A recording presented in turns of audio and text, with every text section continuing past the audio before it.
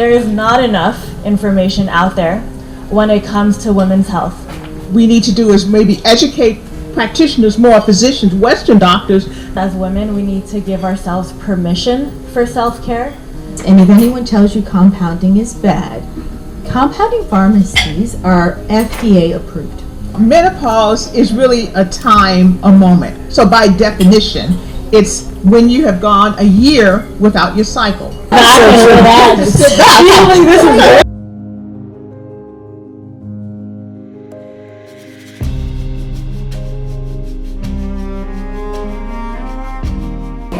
All right, ladies, we're going to introduce our guest speakers. So, first and foremost, meet Andrea Gewirtz, the dynamo behind Wellbeing and Worth. From a background in arts and technology to a thriving career in holistic wellness, Andrea's journey is as diverse as it is fascinating. With over 17 years of experience at National Public Radio, Andrea's expertise extends far beyond audio engineering. She's a certified master practitioner of integrated timeline therapy and a trainer of neuro-linguistic programming, bringing a unique blend of skills to her work. At Wellbeing Worth, Andrea's passion shines through in transformative programs that focus on functional nutrition and mindset, whether it's through personalized coaching or empowering corporate workshops. Andrea's mission is clear: to help you thrive. Please help me welcome Andrea Gewirtz. It's always awkward hearing your own bio, isn't it? You have to sit there and be like, did I really write that? And right next to her, with over 30 years of experience as the OBGYN for the stars, she has dedicated her career to prioritizing women's health and well-being. For the past 15 years, she has been at the forefront of perimenopausal and menopausal hormone balancing, pioneering innovative approaches to help women feel fabulous throughout all stages of life. Recognizing the limited options available to women seeking to preserve their youthfulness, she has been relentless in pursuing cutting-edge therapy. She's going to share that with you.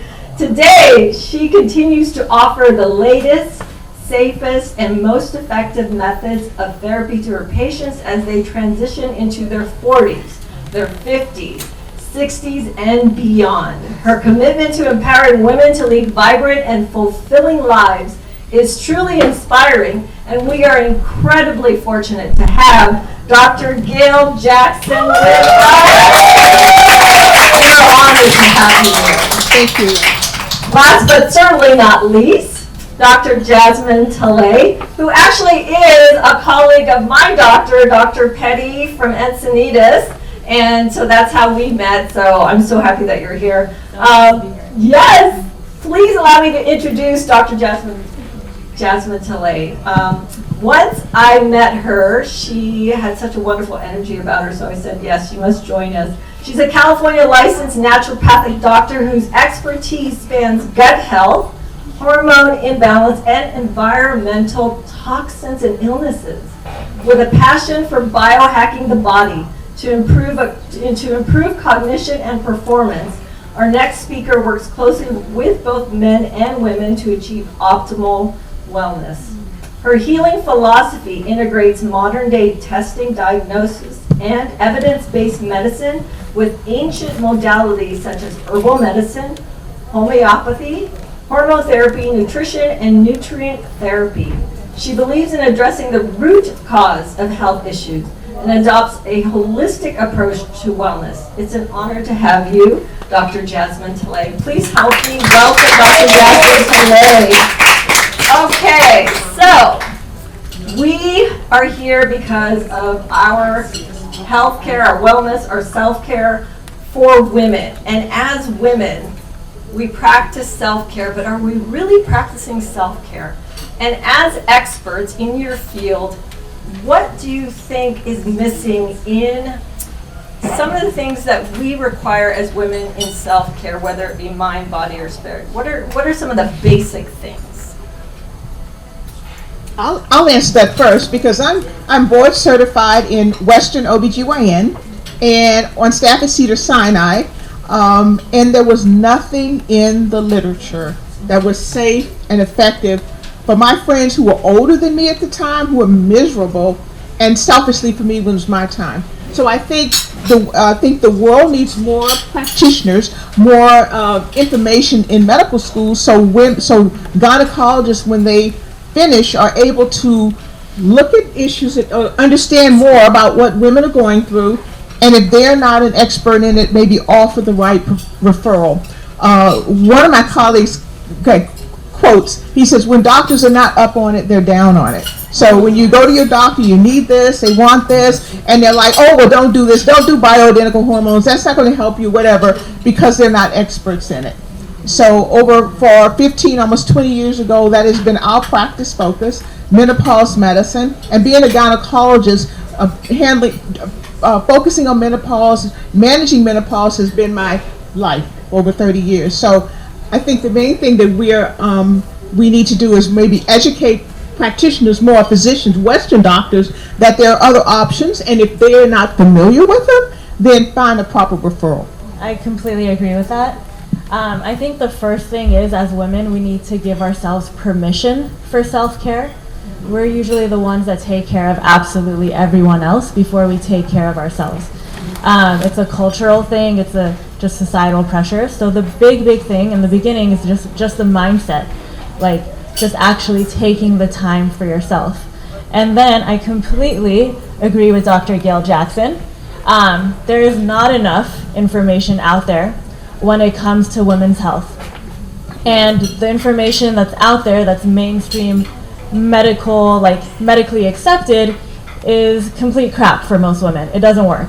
And it has a lot of side effects, and there's a lot of issues with it. And when it comes to, like, for example, Dr. Jackson mentioned bioidentical hormones and how so many people are against it because they just don't have enough information out about it, so they don't want to do it. They'll scare you into thinking that it causes cancer and you'll get blood clots and all of that, when it's not true, but there's this fear because there's not enough information out there about it. I think also part of what I do a lot of herbs, like herbal medicine, and I really focus on supporting women's adrenals, which are responsible for the stressors of our lives. So I use a variety of herbs to help modulate our response to stress. But in our world today, we don't really know too much about this. So I think the education piece is definitely very important. So everything they said, like I should always go first because then you don't have to be last. So it's true. I mean, ladies, I think the biggest thing, and it's great that you're here because you somehow have unconsciously decided you need to know more. So I applaud each and every one of you for getting information. And information is powerful, and we as women need to know that we require different things than the men. We just do. And it's true, most studies have never been done on women, to your point, Dr. T.H.R.I.V.E. And so they don't have good information when it comes to how certain things work with women. So you getting informed allows you to push, to question, and to find that team that supports you best. Because each of us has a unique biochemistry, physiology, stressors that need to be taken into account when we receive anything inside, right? We are only as good as what we absorb and what we can get rid of. And so how effectively we do those two things really does dictate our health. So brava to all of you for being here because it's a really great first step, and thanks, Anne. Well said. And I want to quote Dr. Jackson. I think when we did our Instagram Live, you said, you don't know what you don't know. Correct. You don't know what you don't know. So if we don't get our hormones checked or even just see a doctor, we don't know, right, until we find out. So thank you for that. I'm going to start with Andrea. So in your practice as a functional nutrition counselor, what are some common digestive issues that women face, and how can functional nutrition help them in addressing these issues? Wow. So I like this question, and then it's also a tricky question, because how many women here will have a stomach ache and ignore it? Yeah. Or how many women here will eat something, get bloated, and not think about what it was a food or not? How many women here will, so these are all digestive issues. And this is important to me because I was born with 2 very allergic children.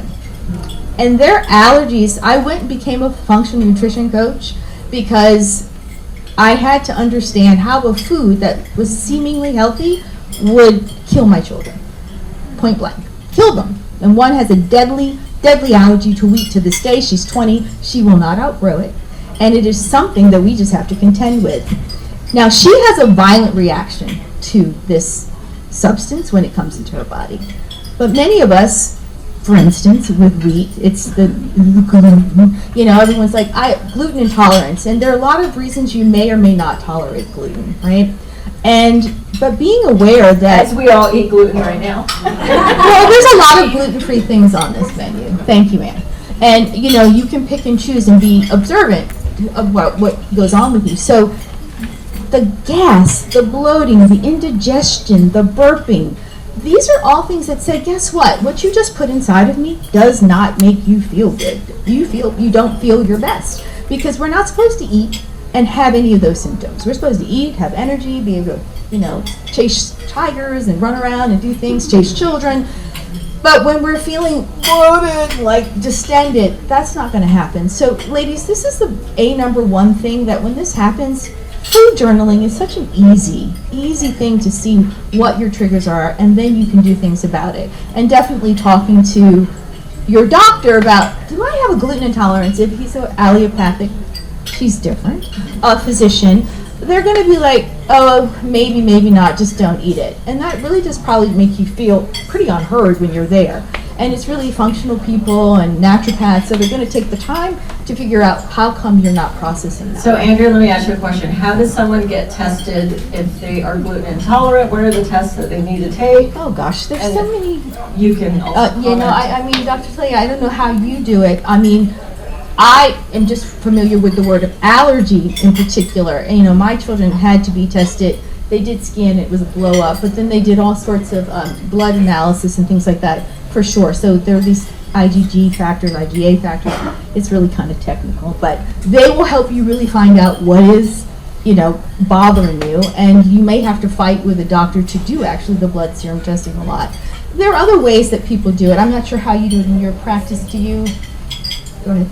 Yeah, so I don't want to speak for you. No, you're right. So food sensitivities is a big one. Yeah. But when it comes to gluten, we're also talking about ruling out celiac. Exactly. So an actual gluten intolerance, which can lead to neurological disorders later on in life. And it's kind of crazy to me when I diagnose celiac disease because I shouldn't be.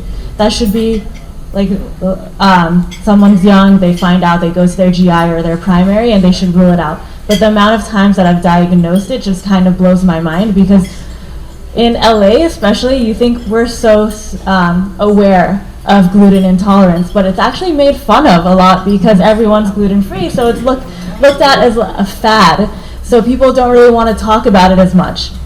But it's important to get tested for gluten, like for celiac. So diagnostic is biopsy, obviously, but usually with a blood test, it can tell us really what's going on. You can check for certain genetic markers like DQ2 and DQ8. If that's negative, it's very unlikely that someone will have celiac.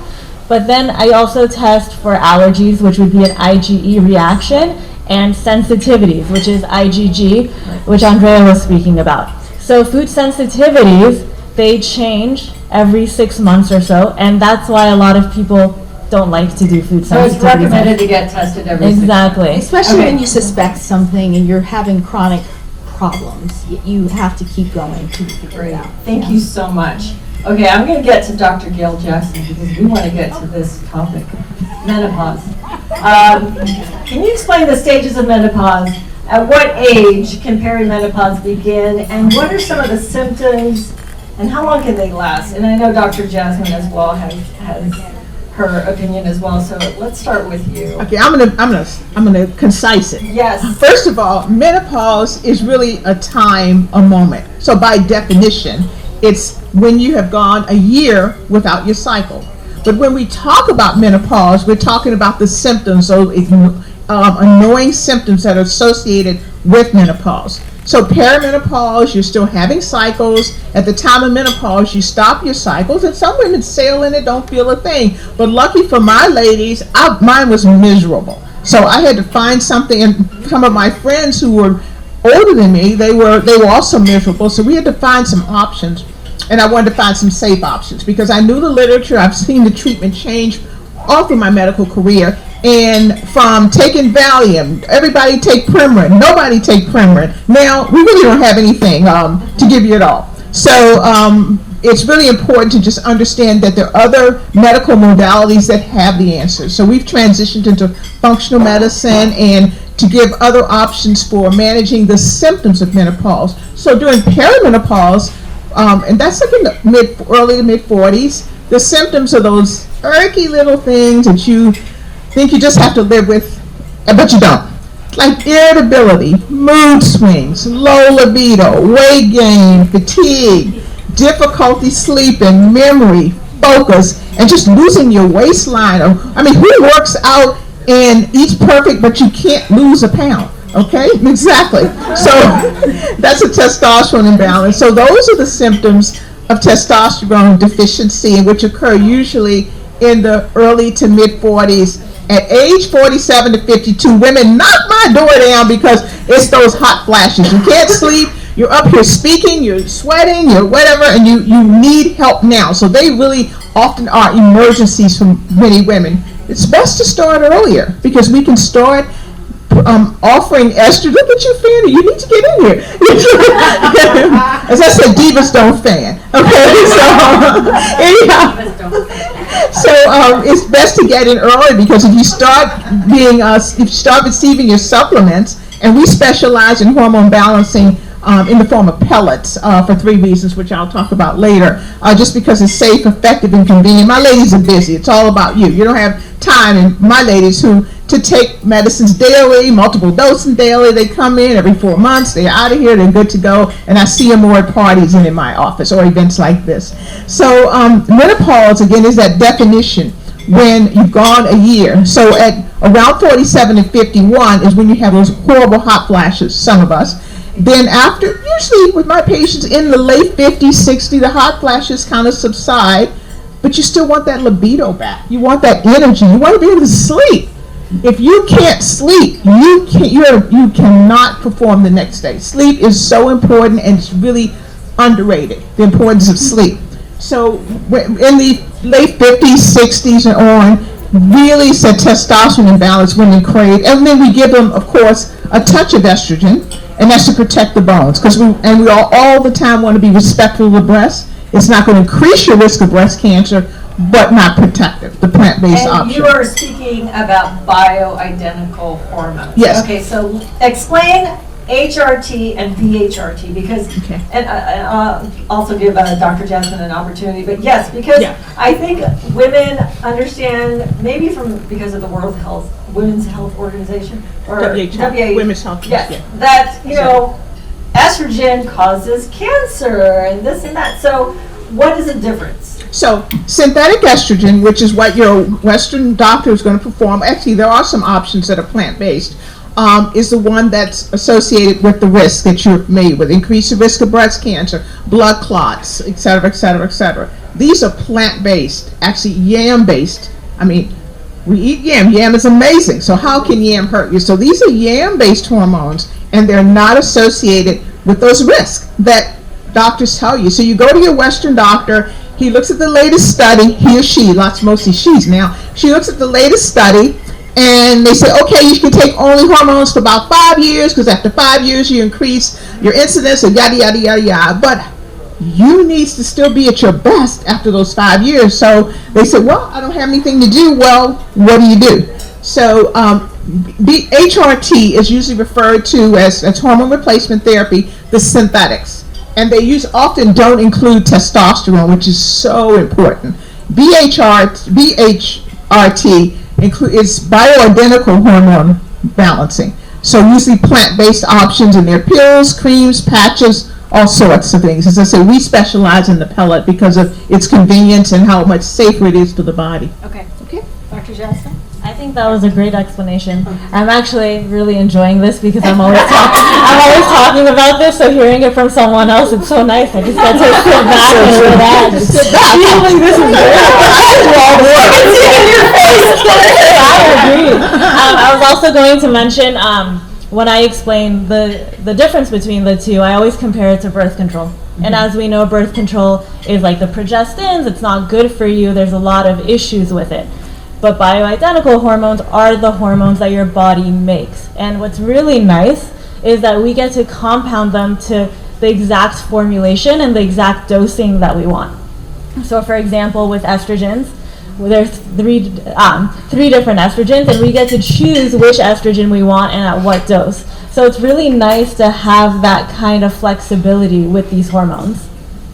I want to add to that. I'm glad you brought up compounding, and because I want you guys to hear this, and if anyone tells you compounding is bad, compounding pharmacies are FDA approved. So how could they be issuing anything that is not FDA approved? So when the people tell you, oh my God, you're taking one of those, check them at the door, right? But this is very important, the dosing for you. You know what I mean? You need dosing for your unique biology. You need to know where you are in your estrogen scale. You need to know how much testosterone. So able providers can go, okay, we're going to dose you this way. And then you would get your prescription. And this is why compounding is super important. And there's a threat to compounding in California. So if you hear that threat, squash it, vote against it, because we have to keep these open so that we have choice, ladies. Choice is slowly being eroded from many of our medical decisions. And in this case, we need these hormones to have healthy bones, to have a healthy heart, to have a healthy brain, to have just about everything that we need to live a long, healthy health span. So that's a great point, because let's talk about that. So what is the result and effect of not checking our hormones on a regular basis, and how it affects our cardiovascular, our reproductive, and different parts of our endocrine system? Can I finish? Yes. Yeah. This is where I think every woman needs to start. She's already talked about it. All of you talked about it. Test, ladies. Knowing your numbers is like knowing your stock portfolio. It's like knowing the grades of your kid. It's like knowing the stats for your business. You need the stats for yourself. You need, at every checkup, if a doctor's like, I don't test sex hormones, but he's willing to do glucose, you can say, well, this is another, insulin is a hormone, so do my sex hormones. I need this benchmark. I need to know. And importantly, the hormone balancing levels in our world, the BHRT world, are not the hormone balancing levels in your lab, because your lab says this, they may get your levels and they're high, they're not high. And so we use the lab so you can use your insurance and to get the results, but don't rely on the labs or the Western doctors' interpretation of those labs. Yeah, because oftentimes you could have barely existing estrogen levels and be told you're fine because you're postmenopausal. Yeah, you're fine for that age. But that's not and where you want to be. that is not necessarily where you want to be. It took a long time for me to get in my own personal situation, ladies, and I'm getting gaslit, and I'm like, no. And it was actually a good friend of mine, a naturopath, who I went into, and I said, if you don't check these things, I think I'm losing my mind. My brain was significantly impacted, and when she tested, she was like, I am so sorry that you were walking around with this little estrogen in your body. And there began the resuscitation of my brain, my heart, and hopefully my bones. I have to check them. And so this is why I'm so passionate about you knowing your numbers and testing, because with this, you are armed to go to battle or to find a proper support that will support you in this endeavor. Because with cardiovascular health, we're fine, ladies, until about 50, because estrogen is seriously the major antioxidant, anti-inflammatory drug that we all possess until it goes away, and then all of these issues start to pop up, like heart problems, like your bones aren't great at 65. They're like, oh, we should have checked. You get on it. Just know your numbers. Be packing them when you go to the doctor. So lesson learned here: test, don't guess. Yeah, Test, seriously. don't guess. Okay. Can I just? Yes, go ahead. A quick shout out. We didn't talk about vaginal health, please. Yes. Oh yeah. Well, thank you. Yes. Let's talk about that. Okay. So what about it? Besides vaginal atrophy, vaginal dryness, what are we talking about? That's it. But I think most importantly, and a few of the ladies brought it up, we can balance you or help you when you're dealing with breast cancer, estrogen-dependent breast cancer. If it's not estrogen-dependent, you can take testosterone and estrogen. And I have a lot of ladies who have gone, who are many years past their diagnosis, who are miserable and in shoes because it's not going to increase your risk of breast cancer. However, in our office, we offer a platelet-rich plasma rejuvenation of the vagina, so you can have that luscious, lovely, sexually active vagina, moist vagina, even though whether or not you choose to take estrogen or whether or not you can take estrogen. And the lady lift? The lady lift. We call it the lady lift because that's our little cute, sexy name for it. But if you want to Google, it's called the O shot. A guy patented it as an O shot, but he mostly focuses on the sexual point of the clitoris. We balance with testosterone, so libido is usually not an issue with our patients, but they want the bladder support because as a gynecologist, they come to us because they have gotta goes. And honestly, if you have a kid or two and a boo, you're peeing. So I consider it a badge of honor, okay? Because the ladies who are not have no children and are not having sex. So kid or two and a boo, you're peeing. Exactly. Dr. T.H.R.I.V.E, you have anything to add? Yeah, I just wanted to mention that it's not only the sex hormones that are affected during menopause. The thyroid is a huge one, and it's oftentimes not checked for in the best way. Usually just practitioners will just check one marker and they won't actually make sure that your thyroid is functioning optimally and it's converting into the active thyroid hormone. And then the other one is cortisol.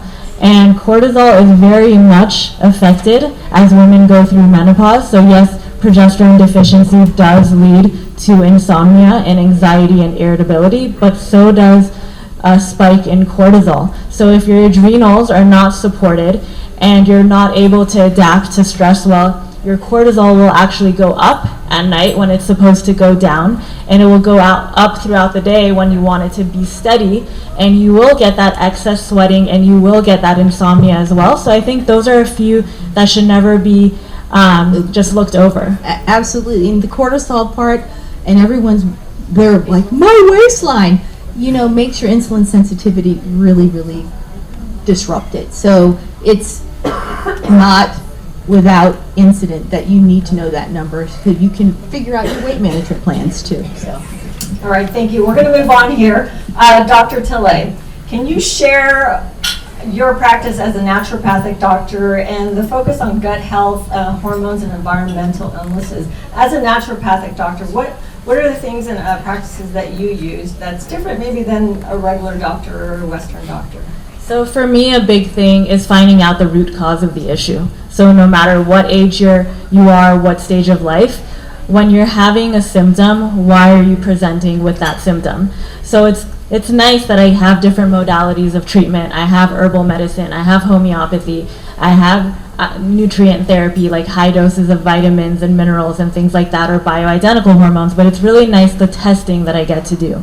So I do a lot of comprehensive gut analysis to look at your gut microbiome, to see not only what the bad bacteria in your gut looks like, but what does the good bacteria look like. We all know serotonin, dopamine, these feel-good neurotransmitters that make us feel focused are mostly made in the gut. So what does your gut microbiome look like? If you feel bloated, is there a pathogen or is there an overgrowth of a bacteria, or is there an issue with secreting digestive enzymes on your own? So I do a lot of those tests. I also look at environmental toxins. So heavy metals are a big one. Heavy metals are something that I truly believe should be tested for every year with your primary care physician. It's a simple blood test. Anyone can do this, but they don't. I also test for mold, and mold-related illness, as Anne knows, is a huge part of my practice. Because should I get into the brief story? Absolutely. So in the beginning of my practice, I was seeing a lot of women who struggled with breast implant illness. So breast implant illness is something that is very controversial, and not many people agree with it, especially plastic surgeons. But for many different reasons, when you get breast implants, a lot of women will react to them because it is a foreign object. There is some kind of autoimmune reaction going on. But for me, I was doing these mold tests on these women. So these were women that would go to every doctor you can think of, rheumatologist, cardiologist, everyone. Everyone would tell them it's all in your head, all your symptoms, that you can't get out of bed, that you're getting heat rashes, that you feel terrible and you have absolutely no energy. It's all in your head and you should go on an antidepressant. So this was very common for them. They would come to me after and I would run these mycotoxin tests on them, checking for mold, and I found extremely elevated levels of mycotoxins, so metabolites of mold, that would come out in their urine. I've never done a study on this. There's not much research on this, but in my own clinical practice, I kept seeing this in women over and over again.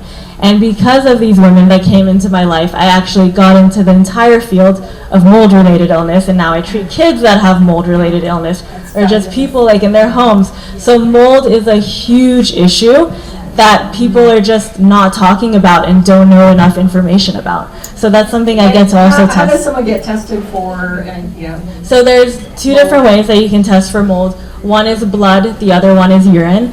I prefer urine testing. I like to see what's coming out of your system. And I give people a specialized diet to make sure that the foods you're eating don't have mold around that time, so it's as accurate as possible. And you mentioned on our Instagram Live about rice. Yes, rice. Rice. So heavy metals, back to the heavy metals. The reason I said you should test for heavy metals, a very small heavy metal panel every year would consist of mercury, arsenic, and lead. Most lab companies like Quest, LabCorp, all of them have this. And arsenic is actually found in rice. It's the crop that has the most rice. So a lot of times people are very surprised that their arsenic levels are so elevated. Yeah, the Asians are dying right now because I'm like, what? Yeah. I did,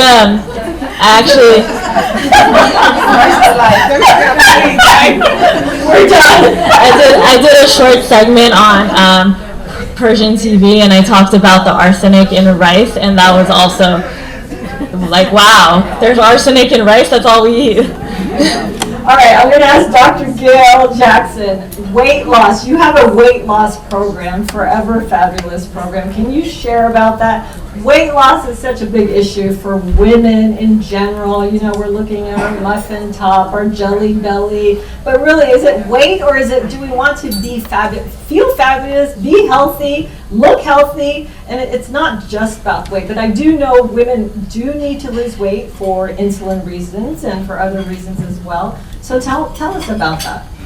Well, first of all, everything I offer in my practice is something I have desperately needed. So I've gone out and figured out a solution, and I'm their girlfriend who shares all her secrets. So I tell her all. I love it. So I was bothered, like most of us, how do you get rid of these 10 pounds? You know, you work out, you feel like you've eaten properly, and at the end of the week, like, how can I gain 1 pound? You know, I haven't, you know, whatever. So we've all been there. And also to jumpstart a large amount of weight loss. And I'm impatient. I'm sorry. I'm not going to lose a pound a week. I'm just impatient. I got to get it off and keep it off. So Forever Fabulous is a program we have that encompasses just about everything we do. The hormone balancing, the weight loss. It's a 3-month program. However, you really are not, newsflash, you really are not going to lose your optimum weight unless your testosterone level is balanced, okay, period. Because it increases your lean muscle mass and your body becomes a fat burning machine. So we have as a raffle, right? Okay, we're going to get that away. Okay, I'm going to give it away. So this is a $500 value. We have a 2-week HCG. HCG, look at Celeste. You're not looking at the top you sold me? So HCG is the hormone of pregnancy. Okay, so everybody's had it or been exposed to it. So with HCG, we have a very defined food program. And it's clean eating, protein, vegetables, and fruit. And when you follow the program to the letter, you lose 8 to 12 pounds in 2 weeks. I lost 11 pounds in 2 weeks. And I have it as a raffle. So the 2 weeks HCG. So our Forever Fabulous program is a 3-month program. The first month and the third month, after we balance your hormones, we offer the HCG. The second month, we offer Victoza, which was the daily Ozempic. I used to have so much Ozempic, I couldn't give it away. But now, everybody, Ozempic. So we have Victoza, which is a little easier to get, and it's easier to control the dosing. So it's a 3-month program, especially for women who want to lose 40 pounds. Okay, let's also talk to the functional nutrition here about weight and weight loss. So there's so many ways to regulate your weight. You know, I'm a word nerd, because why else? I was in neuro-linguistic programming, so me and words. And I have this thing about using the word losing weight. I like to say release weight, because when you lose things, you typically find them, they come back. And when you release them, they stay gone, because you let them go. So I like to say weight management is all about releasing weight so that you can stay at an optimal weight. And, you know, things complicate weight management. You could have mold overgrowth. You could have a lot of dysbiosis. And no matter what you put in, you know, you're either starving and your body's like, no, I can't go. There might be a famine. And I'm not letting go of this until.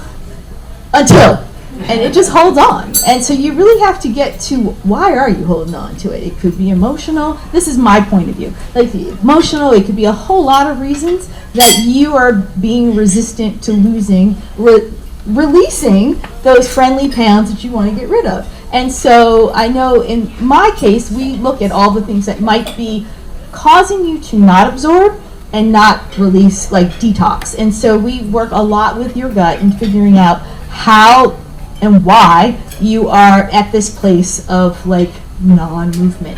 And yes, there are definitely a lot of tools at our disposal in this day and age to release weight, and I just like to say that we should do it with a very healthy gut, and that way you're going to keep it gone forever. Dr. Jasmine, what information do you have of natural approaches for possibly releasing weight? Yeah, so I was just going to mention heavy metals. Heavy metals grasp onto fat tissue, and if you have elevated mercury levels, which a lot of people do, it makes it really hard to lose weight.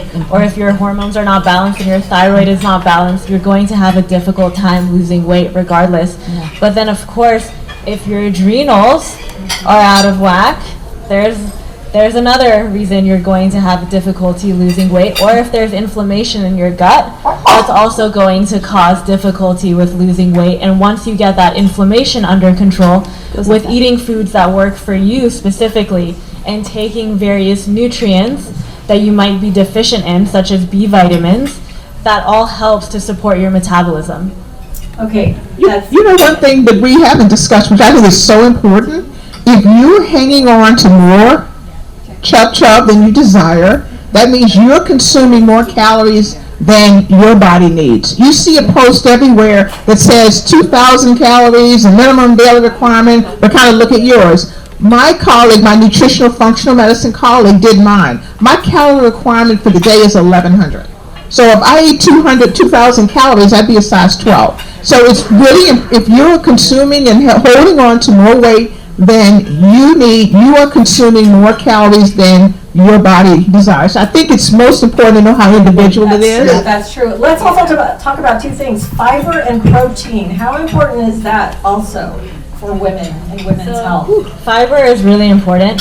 It helps to balance hormones actually, but it also is very important for your heart health and your gut health and getting rid of toxins and your brain health. It is very, very important. So we're talking about fiber-rich foods such as? You know, flax seeds are actually my go-to. Yes, mine too. Because they work they have so many benefits. So I always tell patients to get flax seeds and use a coffee grinder right before and just grind it for a few seconds and put that on salad, in a smoothie, and whatever you want. And then protein intake is huge, and understanding protein for what's the right amount of protein for you is actually really important. So it's funny because I have a glucose monitor on right now, and I put one, I always like to test different things, and I put one on about a week ago. And it is so interesting because it makes you aware of what foods actually work for you to stabilize your blood sugar and which ones create, at least for me, it's a big drop in my blood sugar throughout the day. Like if I forget to eat because I'm just busy. But on days that I eat protein, I've learned how well it works for maintaining that blood sugar. And also I just feel most energized on those days. And then lastly, I was going to mention... One thing I want to mention, protein for postmenopausal women is very, very important. It is. For muscle... recovery. Yeah, for recovery and muscle building, It really, really is. That's a great point. And then the other thing was that I didn't mention was I'm a huge fan of gut resets. So I think once in a while you need some kind of reset, whether that's kind of like a powder that you're drinking and you're not eating actual solid foods for like a day or two. And it's funny because like a lot of religions around the world, they have fasting as part of their religious observance, various religions. And I think a lot of it has to do with health in general, just having that reset once a year or however, or like maybe twice a year, just to give your body that rest so that you can kill bacteria more naturally and lower inflammation and feel more energized and lose weight. That's wonderful. So we're going to get to the pellets. We're going to talk about hormonal applications, okay? So all of you can comment on this, but particularly pellets. So you recommend pellets for women, and why pellets instead of creams or vaginal rings or some of the other applications?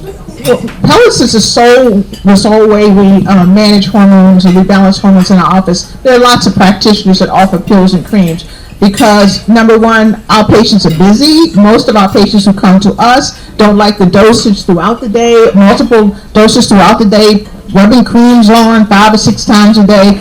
And so, first of all, it's convenient. Secondly, when we can give you less amount of a hormone to go, because it goes directly to the target organ, and always less is better. So it goes directly to the target organ target receptors instead of going the circuitous route through the stomach, through the liver, which means brings me to the third reason we use plant-based, yam-based hormones in the form of pellets, which we number right here and put it right here. So the third one is, number one, when anything is introduced to the stomach, it has to be coated so stomach acids don't destroy it. So it's pure when we don't have to go by the stomach. And the liver can cause changes to the hormones. It can cause increased clotting of the legs, which could increase your chance of having blood clots. And also the liver can often change one estrogen, a favorable estrogen, to a form that's not quite as favorable. So those are the 3 reasons. After researching all the modalities of hormone balancing, this is why our office specializes in hormone balancing in the form of pellets. Wonderful. Dr. Jasmine, any? Pellets are wonderful. I do them as well, but I also do topicals as well as sublingual, just based really on patient's preference. Yeah. Oh, and then there's one other that might have been introduced to you. So there's pellets, she said sublinguals, also known as troches, if anybody's curious about that word. If you've seen it, and like, what is that? That's what she's talking about. But they're patches, and there are creams and gels, too, for all of these things. And to her point, pellets are more convenient because you don't have to apply them on some kind of schedule. But that's where people, they don't. I had actually a client body push one out, a pellet out. Oh. And so she had to go to creams, and it was she was freaked out. Probably didn't know how to suture. And it was a weird situation, getting that call. I'm like, call the doctor who put it in. She's like, they're like, well, it was a mess. But just know that, you're going to be working with your hormones and that hormone specialist to really figure out your levels. And don't give up at first, ladies, because it's going to take a while for the receptors to turn on and receive these hormones, should you elect to take them.